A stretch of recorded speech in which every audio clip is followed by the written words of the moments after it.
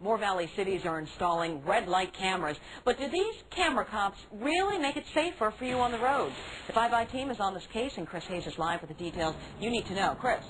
Arizona is known for some of the most dangerous intersections in the nation, and that's why some cities say you're seeing more red light cameras. But when you look at some of the contracts the 5i team pulled, you may wonder whether cities want you to run the red and get busted by the camera cops. How long is that yellow light? It is a tough decision. Do you coast on through, get caught sometimes, or do you try to slam on your brakes? Do you think you can make it through before the red? Go for it. They all go for it here. Police have another eye to make sure you pay a couple $100 if you don't make it. Now we have to kind of try to stop.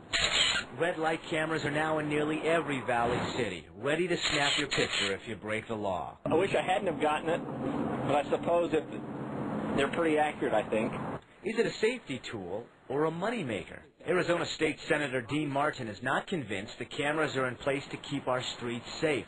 That it's the only solution cities are turning to, and they're not trying to think outside the box. When you get a ticket, you not only pay the city, you're also funding private business. ACS, formerly known as Lockheed Martin IMS, is the company who installs many Valley cameras. As you might guess, private companies want to be sure they get their money.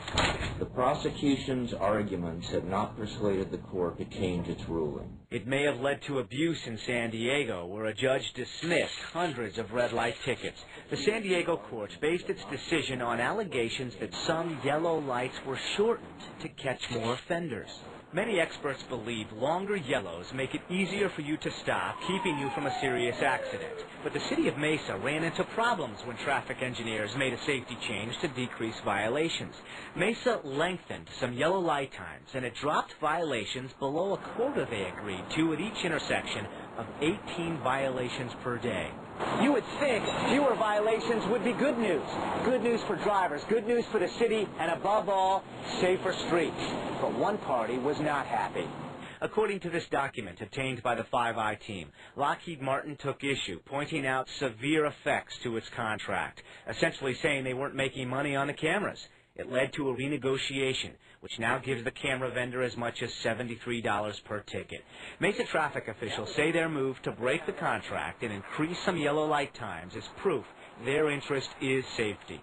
We drive the streets. Our families and our children drive the streets.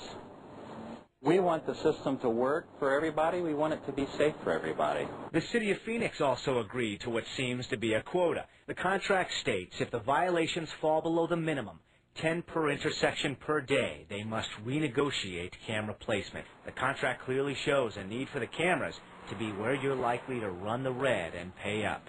The problem is we've got cameras up there that have a contract that says you need to keep red light runners in there so that we can keep having the cameras in place. ACS did not directly respond, but it sent us a copy of this fax. It's sent to the city of Mesa today. It's in response to Mesa's request to possibly lengthen more yellow lights. ACS says that would violate its contract. But in the interest of public safety, it would consider renegotiating to give Mesa that freedom and possibly set up payment on a monthly flat fee basis rather than per ticket to eliminate any possibility of impropriety. For the 5i team, I'm Chris Hayes.